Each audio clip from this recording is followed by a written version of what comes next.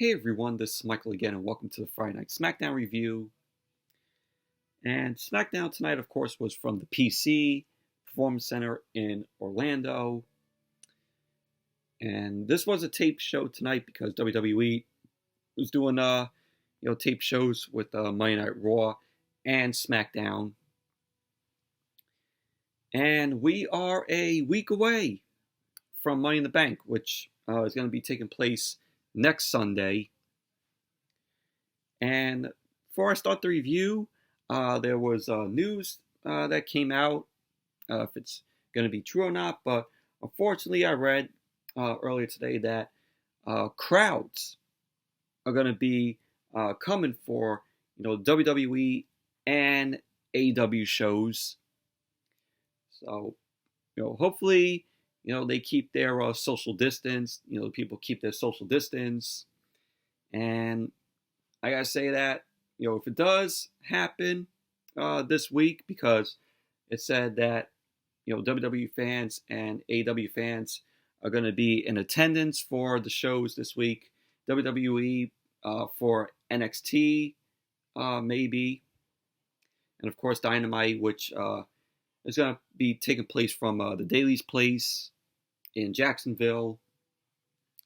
So if that is true, then it's about time. We need crowds for these shows, and hopefully they can manage to keep social distancing at these shows. But that's what I read. We'll see if that does take place this week.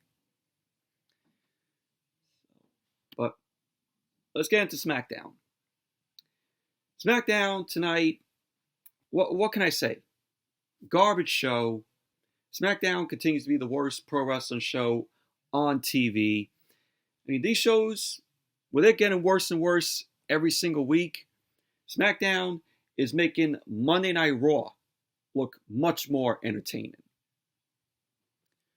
I mean, the show is garbage. The show is terrible. So let's jump right into the review. So SmackDown opened up tonight with Daniel Bryan. Daniel Bryan came out. He ended up getting on the mic. And he ended up talking about him overcoming new challenges and trying new things at this point in his career. He went on to say that he's excited for the most unique Money in the Bank ladder match ever, which is going to be happening at WWE headquarters in Stamford, Connecticut.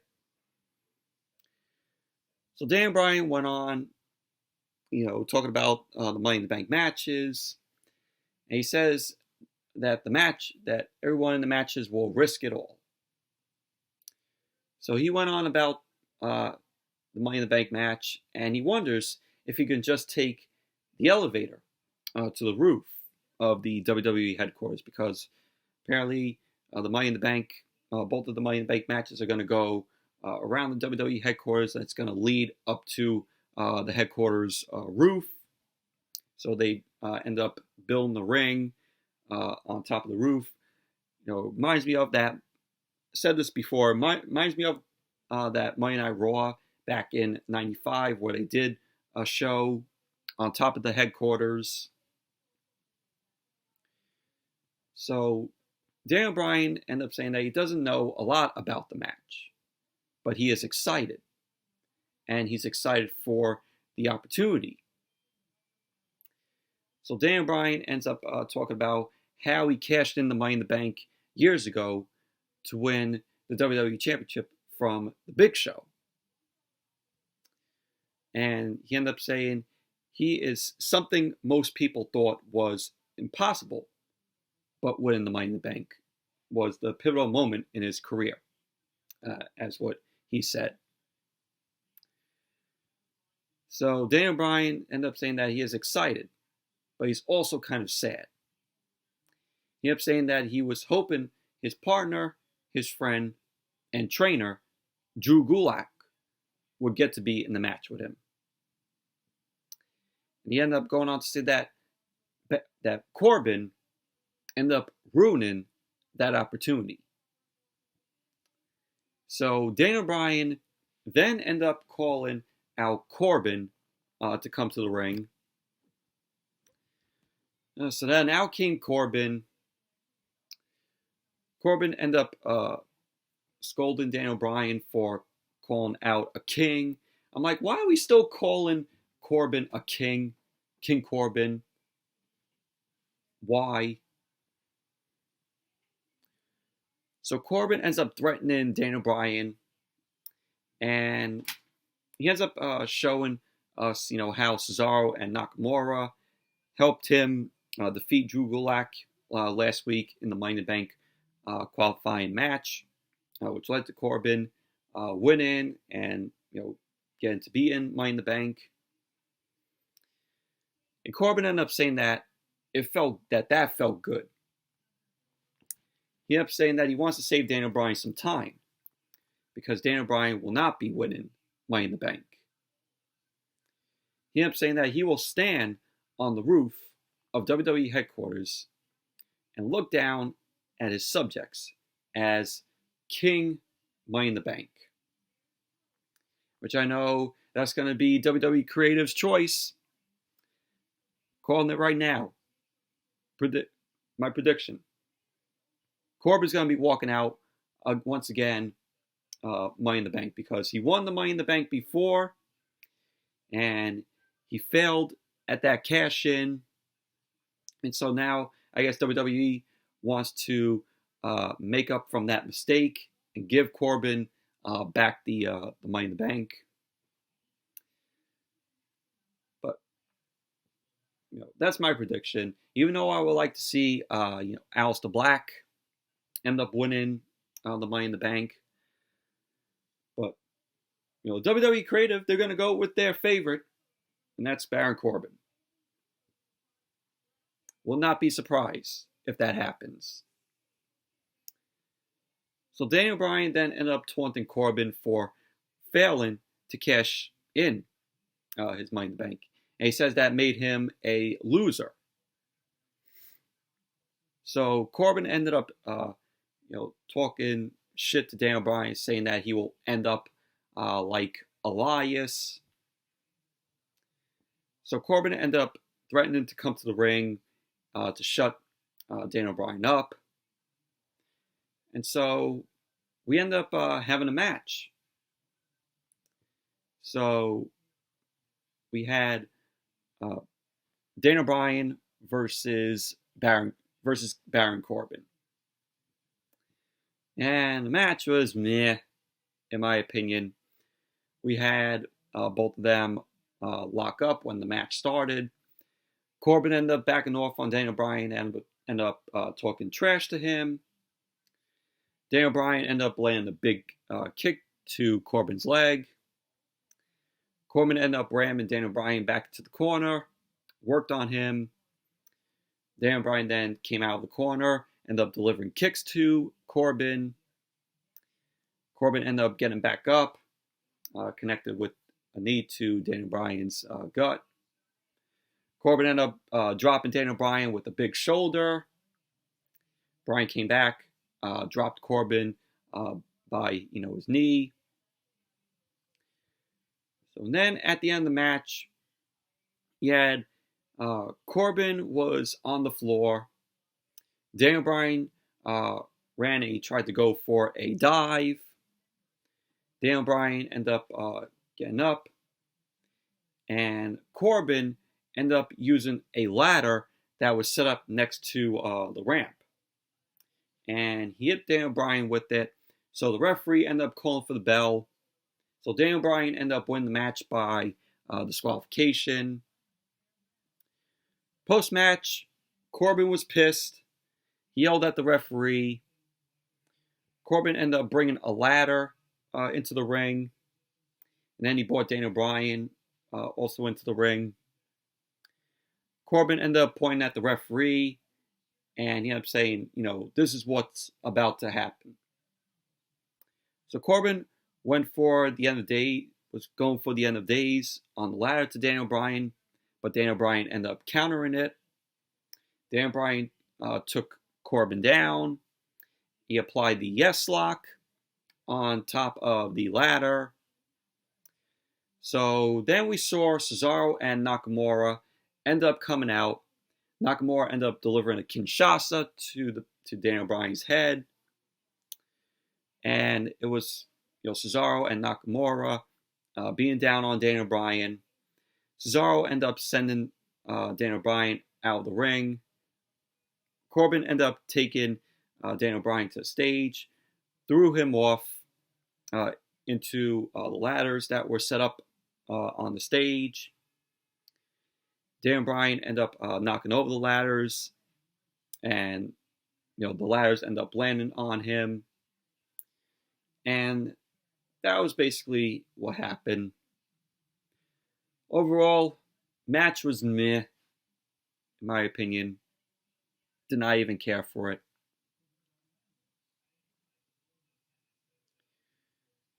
So then, after that, we had Braun Strowman. Braun Strowman made his way out. He got on the mic. He ended up talking about last week, look at his history of when he was in the Wyatt family. So we had that. He went on to issue a warning to Bray Wyatt for their match at Money in the Bank. So the Firefly Funhouse music comes on. We see Bray Wyatt. Bray Wyatt ended up saying hello to Strowman, and he ended up saying that he has something special for all of us. So Bray Wyatt ended up saying that it is story time, and that he's telling the story of the big black sheep. So Bray Wyatt had the book there. He was wearing his glasses, sitting in a chair, and Bray Wyatt was showing a cartoon version of Strowman's old sheep mask that was on the front of the book, and it had the story of the black sheep, which was on the cover of the book. So Bray Wyatt ended up telling the story as a version of their history. So he ended up saying that Strowman is the black sheep, and Bray Wyatt is the shepherd. He ended up saying that the black sheep was selfish, and one day left the shepherd, making him sad. So Bray Wyatt kept on reading, saying that all of his sheep left one day, making it worse. And Bray Wyatt ended up finishing the story. He ended up saying that that's a sad ending. So Bray Wyatt was like, oh, let's come up with the happy ending. One where the shepherd finds the black sheep, reminding him of his mistakes, and takes away what makes him happy. So Braun Strowman ended up saying that he's done with this puppet and the Firefly Funhouse. Strowman ended up saying that if Bray Wyatt has something to say, that he should come to the ring and say it in his face. So Bray Wyatt was just there. He was just looking at Strowman. Bray Wyatt then starts smiling, and then he then waves, bye. He goes like, bye. And that was basically that. And that's how the segment ended. But Bray Wyatt, like I said, he's the best thing on WWE TV. Still enjoying the Firefly Funhouse. But it was decent.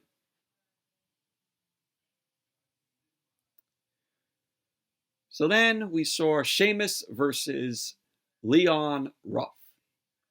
I think that's how you pronounce his last name. So this was a quick match. Another squash match for Sheamus to win. Bell ended up hitting. Leon Ruff ended up starting with 2 drop kicks to Sheamus. Sheamus ended up taking the first drop kick, and he swatted Leon Ruff away from the second drop kick. And Sheamus was looking to go to work on Ruff. Sheamus then manhandled Ruff, dropping him with a backbreaker. And Sheamus then dropped him with 2 more backbreakers. And at the end of the match, Sheamus ended up winning. Bro kick to Leon Ruff. There you go. Sheamus ended up winning. They said another easy win for Sheamus. So post-match, Sheamus went to the announce table. He ended up asking Michael Cole if he's going to talk about his best mate, Jeff Hardy.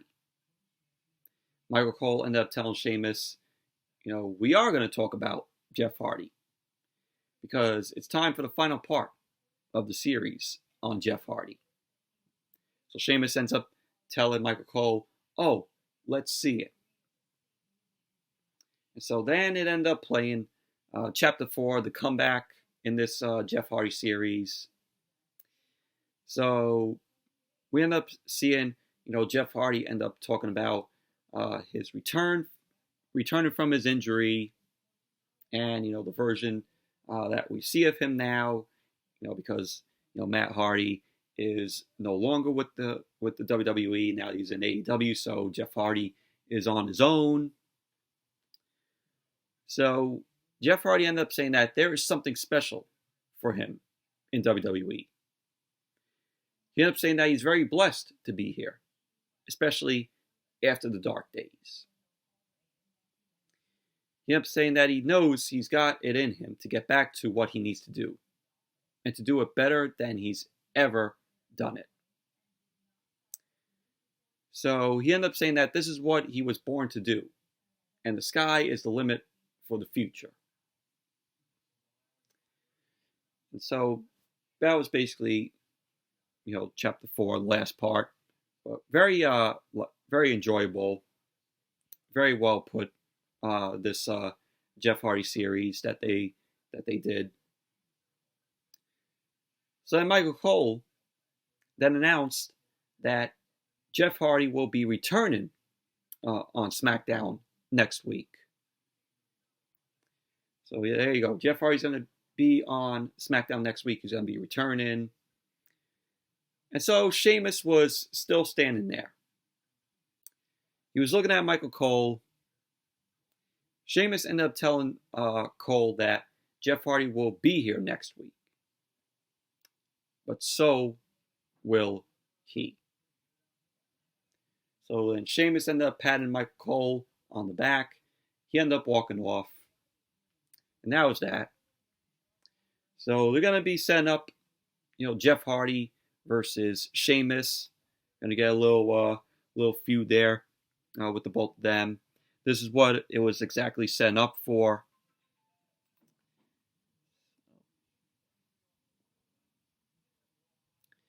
Then we had Kayla Braxton.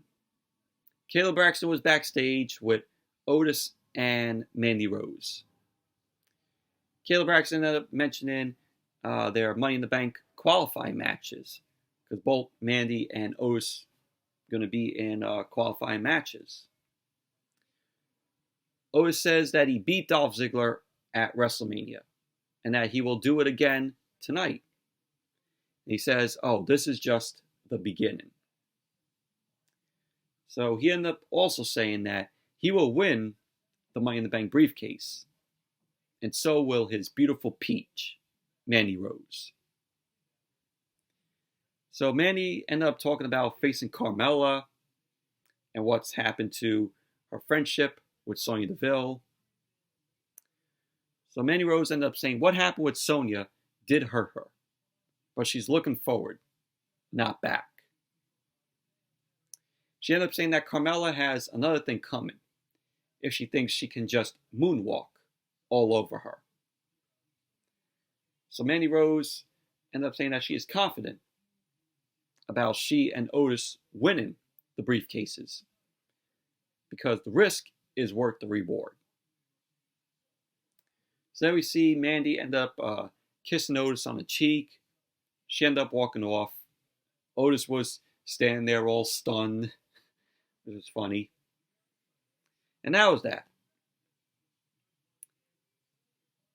So then we had the Money in the Bank qualifying match. Carmella versus Mandy Rose. This was, this is, garbage. So we had the bell rang. Carmella and Mandy Rose end up locking up. Mandy Rose took control of the match first. Carmella ended up fighting back, and she ended up doing a moonwalk. They end up running the ropes. Carmella ended up nailing a big kick to Mandy Rose. So then we had Sonya Deville come out. Sonya Deville was on the stage. She had a mic in her hand. And Sonya Deville ended up trying to distract Mandy Rose. And she ends up reminding Mandy that she gave Mandy her Money in the Bank spot last year. So Mandy Rose was shown she kept on fighting off Carmella by not being distracted by Sonya Deville. So Carmella ended up dropping Mandy Rose, and Sonya Deville was still taunted Mandy from the stage. And Sonya ended up saying that she's tired of just watching. So Sonya was threatening to go to the ring, as we saw Mandy Rose, delivering a strike to Carmella. So Sonya kept on ranting, telling Mandy that Karma is a bitch. So bitch, bring it on. So Mandy Rose got distracted, and that led to Carmella kicking Mandy Rose for the pin. So there you go. Carmella ends up winning. Carmella ends up advancing to the women's Money in the Bank match. So Carmella is going to be in the women's Money in the Bank once again. So post-match, Sonya Deville ended up running to the ring. She ended up attacking Mandy Rose. The referee ended up warning her off. Sonya Deville was then, becoming absolutely crazy here, trash talking Mandy Rose, telling Mandy Rose that she will never be as good as her. Sonya Deville ended up, taking it to the floor, ended up destroying Mandy Rose, sending Mandy into the barricade, and then also into the ring steps. So, Sonya was just going ballistic over here. So Sonya ended up charging and rammed Mandy Rose against the ring steps with a running knee. She ended up hitting the running knee to the back of Mandy's head. Deville ended up backing up against the barricade. Then we hear Michael Cole on commentary say that Sonya has snapped. Which, from the looks of it, she was going ballistic. So officials end up running down to check on Mandy Rose. Sonya was back up on the ramp, ended up saying that she's done. So she ended up trying to run back down, I guess to deliver more damage to Mandy, but the referee ended up holding her back. She ended up continuing to rant about how she will ruin Mandy's life. And that was basically what happened. But overall, match was garbage between Carmella and Mandy Rose. But, with this whole thing, it's setting up for Mandy and Sonya. We'll see how that is going to go. So then when Smackdown came back from the commercial, We saw Mandy Rose and Otis in the back. They were with the trainer. The trainer, the medic, ended up checking on Mandy Rose. She says that she will be all right.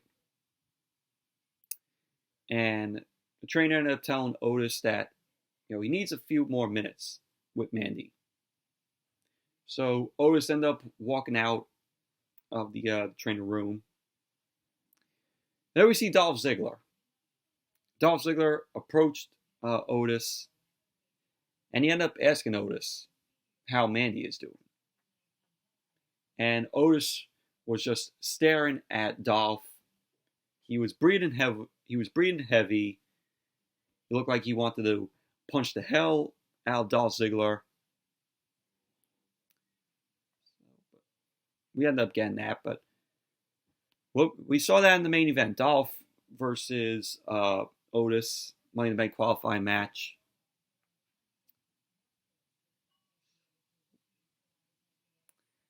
And then we had the New Day versus the Forgotten Sons. Wesley Blake, Steve Cutler, Jackson Riker. So before the match got underway, The Miz and John Morrison end up coming out. They were joining Michael Cole and Corey Graves on commentary through this match. And the match itself, it was an okay match. Didn't love it though, but I'm not a fan. I'm not a fan of the Forgotten Sons. I said that in the previous videos. I'm not a fan of the Forgotten Sons. Even when they were in NXT, I wasn't a fan of them. But match ended up starting with Steve Cutler ends up locking up on Big E. Big E ends up power slamming Cutler.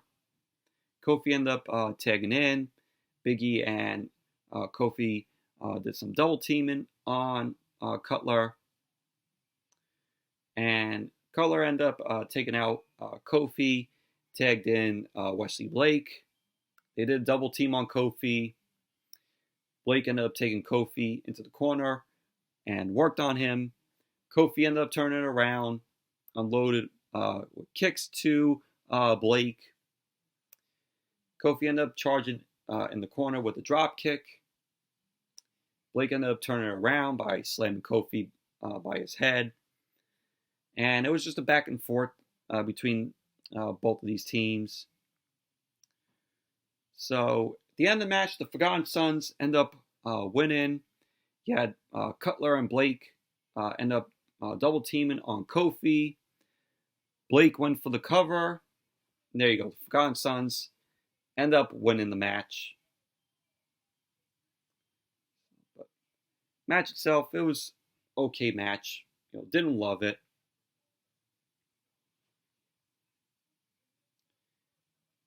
Then we had Kayla Braxton. She was backstage with Tamina. Kayla ended up asking Tamina about the match at Money in the Bank against Bayley. She ended up asking if there's anything, including Sasha, that can stop her. Tamina ended up telling Kayla about how it took multiple women to stop her at WrestleMania. She ended up saying that she won't be intimidated by a bunch of bratty mean girls who are masquerading. So Sasha ended up appearing. She was asking if it's really going to be this way after all they've been through together. Sasha ended up saying that Tamina knows how much she loves Bayley, but she also knows they can carry themselves like women who don't have to do cheap shots. So Tamina turns around. Bayley did a sneak attack on Tamina. And Sasha and Bayley end up being down on Tamina. So they send her into a production case. Lacey Evans runs out, makes a save for Tamina. So we had Lacey, Sasha, Bayley, and Tamina. They were all brawling. Officials end up coming, try to separate them. And so that's going to lead to a match with all four next week, which they announced. So next week we're going to be seeing Tamina versus Sasha versus Bayley versus Lacey Evans. So we're going to be seeing that. Or it's going to be Tamina and Lacey Evans versus Sasha and Bayley.